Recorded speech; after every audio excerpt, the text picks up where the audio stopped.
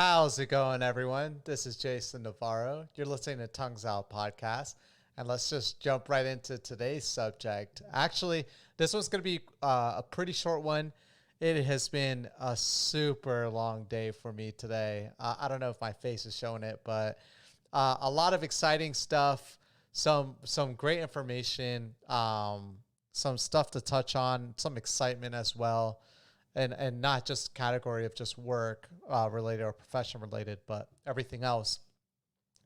But today, our director for the company that I represent wanted to make sure that we were all pretty much ready for this annual enrollment period that's coming up in October, and wanted to make sure that like all anyone that's a new hire, because there's about like 10 or so new hires, but in this session that we had there was five of us, but he just wanted to make sure that we knew what we were doing, and he threw like multiple scenarios at us, very complicated scenarios related to Medicare, and he wanted to see how it was an open session. We didn't have to do like an individual test or anything like that. It was open discussion amongst us to try to resolve the answers, because these questions were a lot more complicated than what we're used to based off of just the scenarios that are given to us from our trainings and things of that nature.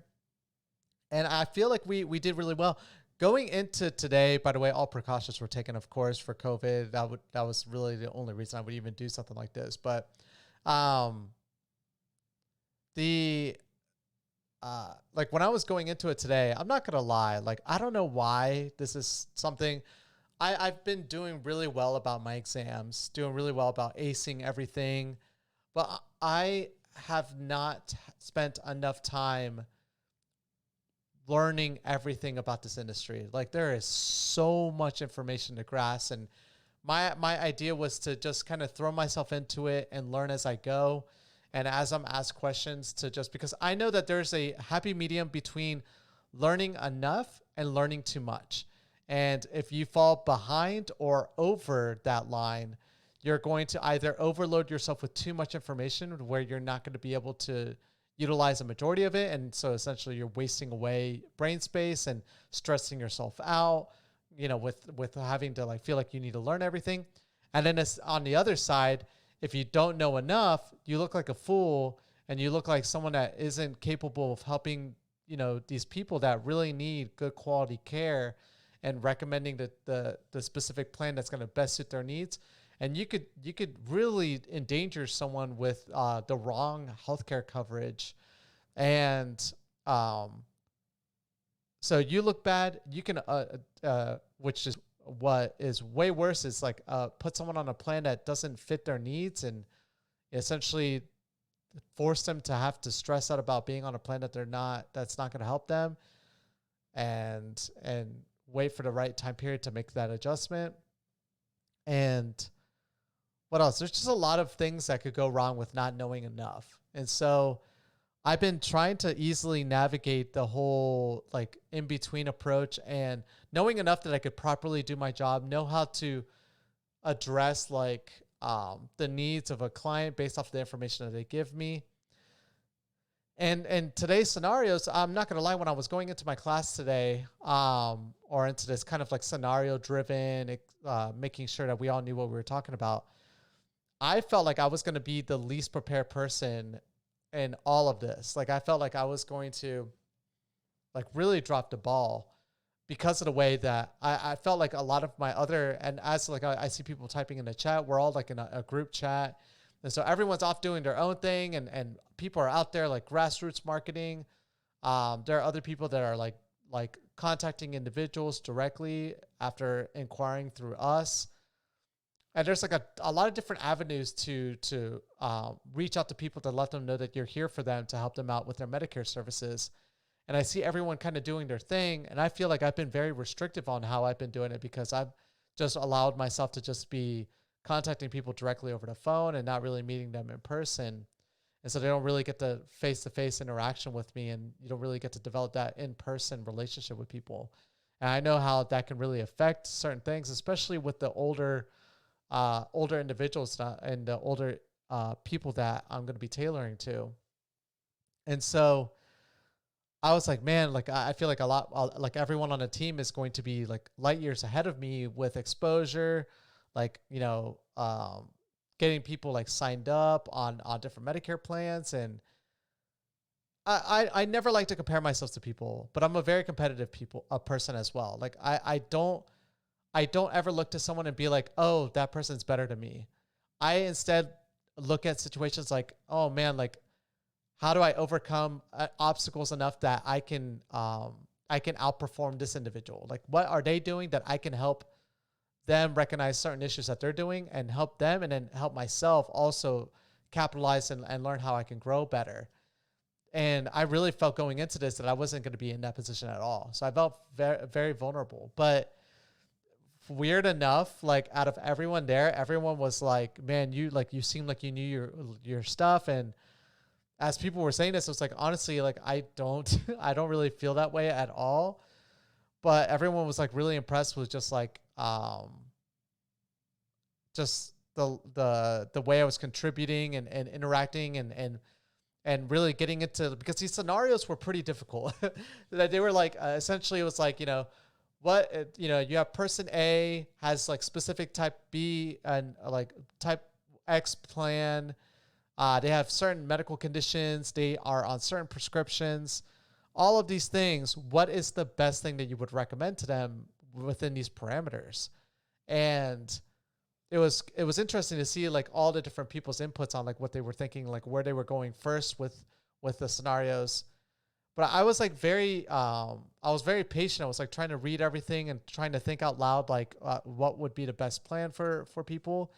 And I was doing really well. That a lot of people were agreeing with what I was saying, and ultimately there was a lot of points where I was right and the assumptions I was making and what would have been the right call for these individuals, which just I thought was like super cool. And it was also cool being in a social environment. Like I haven't been in a lot of those, maybe like only 2 or 3 times within this organization. Again, they had to be very conducive to fit the guidelines of the CDC guidelines and things of that nature. And again, I don't want to expose myself to the risk of catching COVID, so I've been very adamant about like my personal safety, and the company's very understanding of that as well. So I've missed out on a lot of opportunities, but I've been able to kind of go to some that I can work around. And so it was cool being like in a social setting, and I was just super excited. Learned a lot. I like reinforced a lot of things that I knew.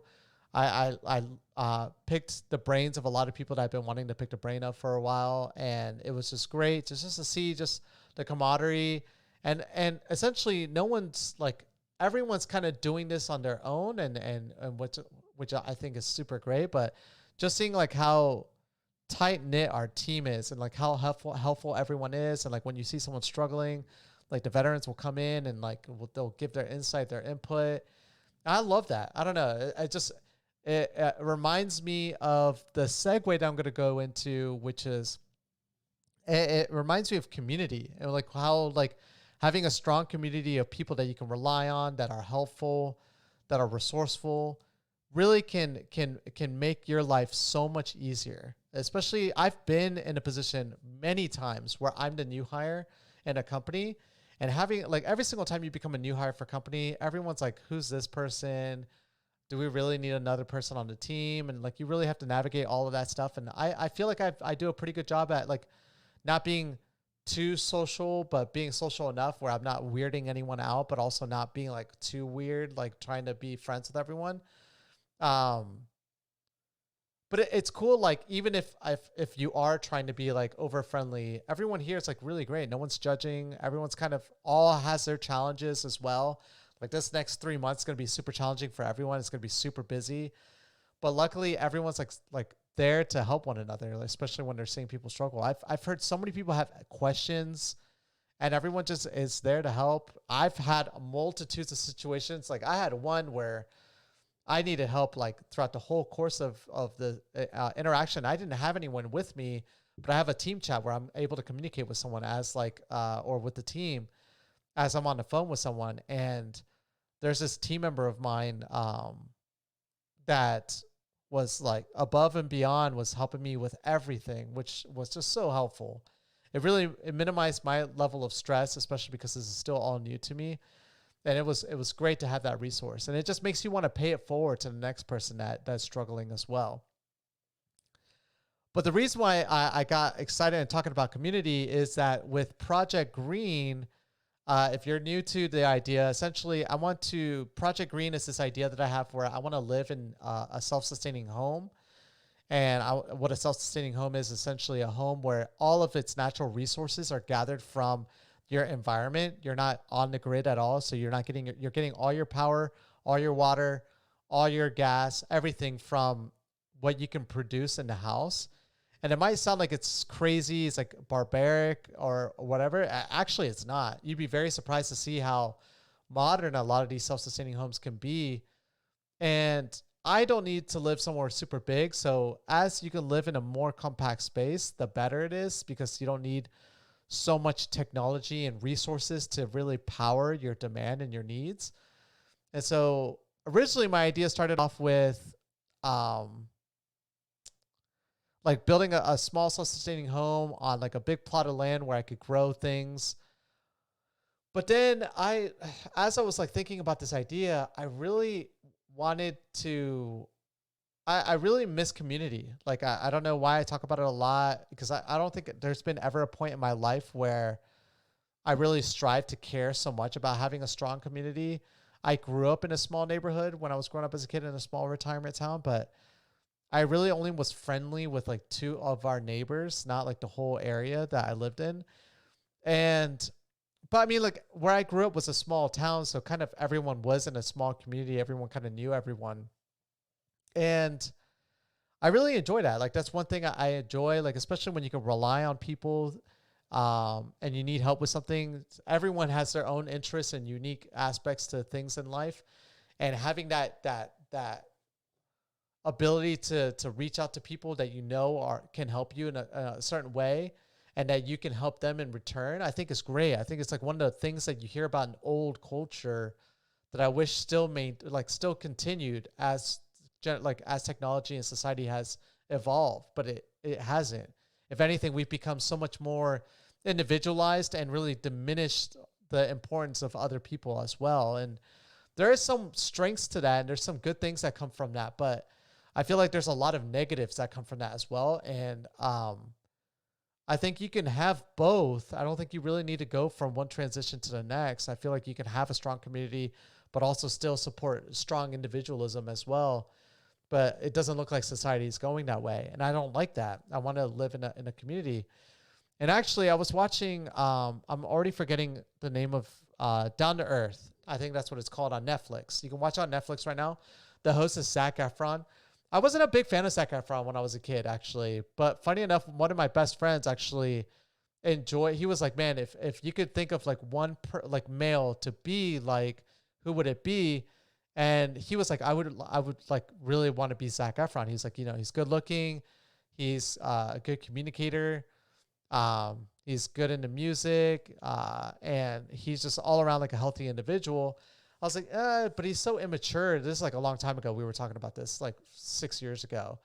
And I was like, Zac Efron doesn't even make sense to me. Like for me, it would probably be like, I don't know, like Brad Pitt or Tom Cruise, but without the Scientology.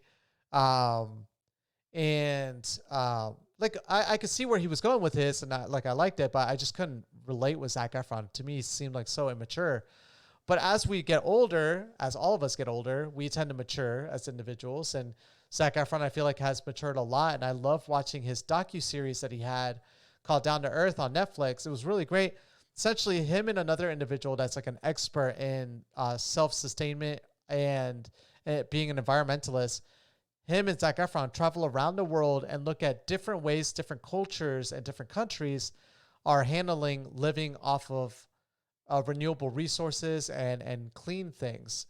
And I won't forget that there was a segment that was done in Costa Rica where essentially a family bought a big plot of land in the middle of the rainforest in Costa Rica and had all like random people that they welcomed into their community come in and build a house on this land. And essentially they gather all their resources, all their food and everything from this big area that they have in this rainforest.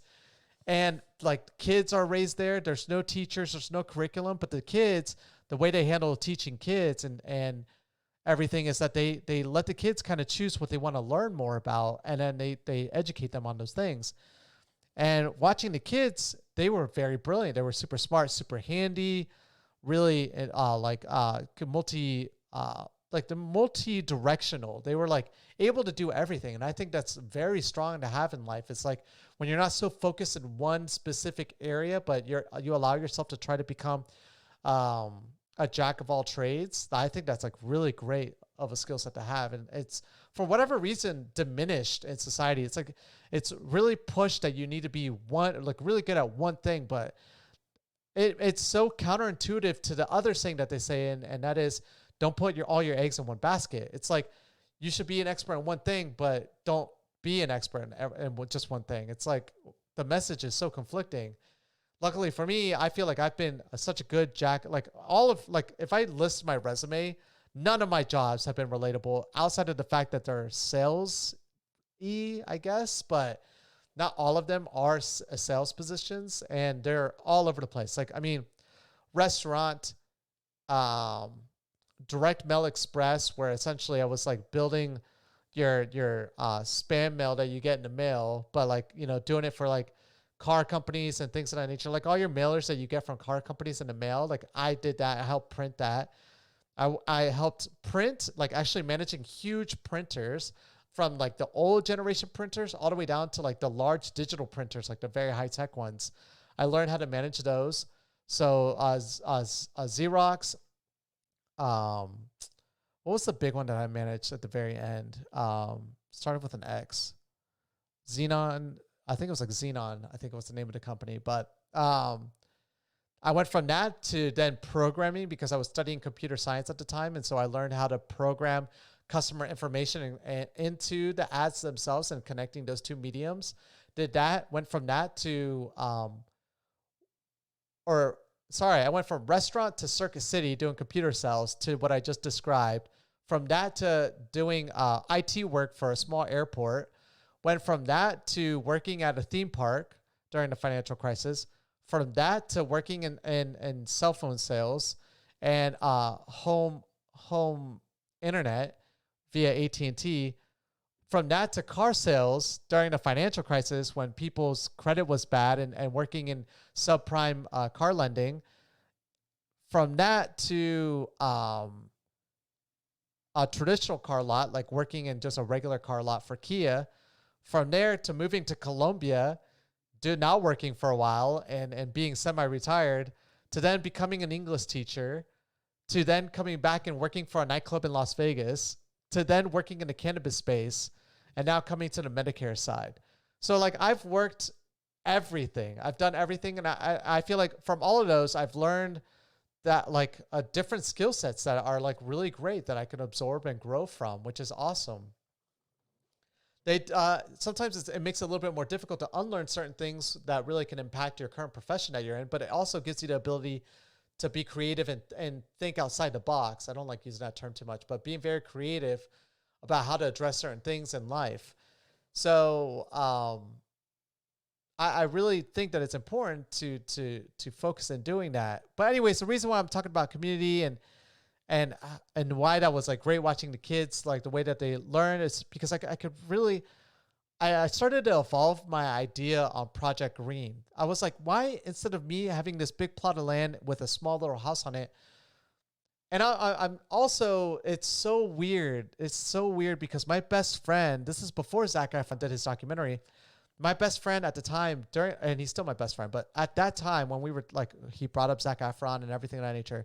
I'll never forget one time we were all hanging out, like it was all guys. We were all going partying and doing our thing. And I remember me and him were driving, and he was like, one of my dreams would be to buy a big plot of land and all all of my friends and all of my family, we would all live in one huge community. He was like, that's my dream. He was like, the only reason I'm chasing a ton of money to make a ton of money is that eventually I want to make that dream come true, where I want to just buy a big plot of land and just everyone has their own home and we're all closer together. And when I heard that, I was like, man, that's so cool. I was like, that's actually really a heartfelt thing I've never really heard before. I'd never really heard anyone like my age at the time bring up something like that. So it was like weird seeing this connection. It was like the what is that called? Like the 9 degrees of connecting to Kevin Bacon or whatever. Like seeing like my best friend Zac Efron doing then this docuseries on sustainability, me getting this idea of community and reinforcing the idea of like how good community is from this docuseries, to then come up with like Project Green for myself, but then to go all the way back to what my best friend said and his idea. I want my idea to now evolve to what he wanted. And so we've been very busy. I haven't had a chance to talk to him yet, but I want to bring it up to him and be like, hey man, let's like really pursue this. This is what I've been wanting to do for a bit now and talking about this. He recently moved back to Florida, so it's been hard, and COVID and being a family now, it's just been really difficult for me to like maintain certain like relationships with, but luckily like our relationship will never disappear. So I know like there'll be gaps in there, but I know we can always reignite it. Like that's what happened when I moved to Colombia. For 2 years, we didn't see each other, but then I moved to Vegas and I was living with him for a bit, and it was like nothing had changed. It was the same thing over again. But I want this to now not just be my project. I want this to be our project. And then I was talking to my younger brother. It was his birthday yesterday, and bringing this idea up to him as well. And he lives in New Zealand at the moment, but I didn't really think he was going to really empathize with the idea, but he really liked it. He liked the idea of community, and I was like, well, this would be really cool to have like my brother involved, and maybe if I got enough people, we could start getting our families involved and on this as well. I think that would be super cool. Like I know my best friend's sister might do it with him if they found a good spot. And so I've been going at this as like a solo mission, like, well, not solo, but like me doing all the thinking and then like my family getting involved in it. But I want this to be like a community idea now. And like, I'm getting more and more excited about this. And I like even got more excited because today I found out that the director, his wife, recently just became a new member on our team. And that's one of the other things I love about this employment, this thing that we do. Like everyone, it's like mother and son, husband and wife, like brother and sister. It's so cool to see how many different people have like this strong relationship with another person there, and they work as a team together. I think it's like so cool. But anyways, I didn't realize it until after the meeting because I haven't seen these people face to face, that was his wife. And so we were chatting for a while. I saw her, like she was organizing like client folders and things of that nature to get ready for this busy time period. And we were chit-chatting, and I was asking her, like, I've been asking a lot of people, I'm just curious, like, what did they do before getting into this field? Because, mine was very unique, and almost everyone I've been talking to is, like, very unique as well. And she was like, I used to work at Tesla. I was like, oh, that's awesome. Like, I really, I think Tesla's, like, an awesome company. And when I heard that, I was like, oh, my God, that's great. And she was like, yeah, it related with what I studied in school. And I didn't really understand what she meant with that. I thought maybe she like studied electrical engineering, and I was like, wow, that's cool. Like maybe she did. At first I thought she did sales, but then I was like, oh, what if she was like an engineer? But what if she worked at like the Gigafactory or something of that nature out here in Nevada? And so I asked her, I was like, oh, what'd you study? And she was like, environmental sustainability. And I was like, what? I was like, what a small world. I was like, I haven't met anyone like I can really bump ideas off of. And she was like, why'd you get, like, I could tell, like, she was like, oh, like, why is this guy getting so excited? And I was telling her, like, the last so many days, I've been talking about this on my podcast, how I have this project called Project Green that I'm, like, trying to make, like, a sustainable home. And right now I have, like, this hurdle right now, like, trying to power a home during the winter. But it was, like, near the end of the day, so I didn't want to, like, bother her too much. But now it's so cool that, like, I'll be able to, like, bounce ideas off of her. And because I truly don't know anyone in this space. I don't know anyone that's built a self-sustaining home. I don't know anything of that.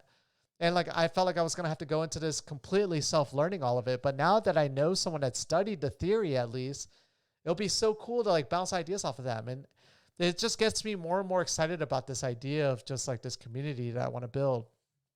But anyways, that's what I want to talk about. I know this kind of like was like all over the place, but I hope you could kind of see the connection.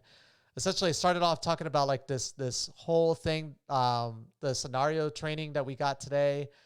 But at the very end of this podcast, I related that with the idea that I found out that one of the people that I was in that training with today has this background in environmental sustainability. I think I did it semi-relatable. Like I was like trying to do that without having a script because, like I said, it's been a long day. I didn't get home until like later in the afternoon. Made some phone calls in front of people. I wanted them to critique me, and it was just like an awesome learning experience. But thank you guys so much for hearing out this podcast. I'm just like so stoked. It's going to be like an awesome, like 3 months of the year. Going to be so busy. And I don't feel that fear anymore of like, am I going to do well in this or not? Like after talking to everyone, I feel like I'm very prepared. I need to learn as I go and just keep applying myself and keep going. And so super exciting stuff. And then like also seeing that like my idea of Project Green is like slowly but surely becoming becoming a reality, like an idea at least that like can become a thing. It's like super cool. It's like getting me so excited. It's like, and now like I have a goal. Like I'm going to work really hard and focus on this, not only for my family, but to make this a realization. And I want to motivate my friends to do that as well. Like I want us to like throw away 3 years of our life to live like off of our own land. I think that's going to be so awesome. I think it'll be so unique for you guys to see as well. And for you guys to follow and all of that too. So anyways, thank you guys so much for hearing me out today. And I will catch all of you guys mañana. Peace.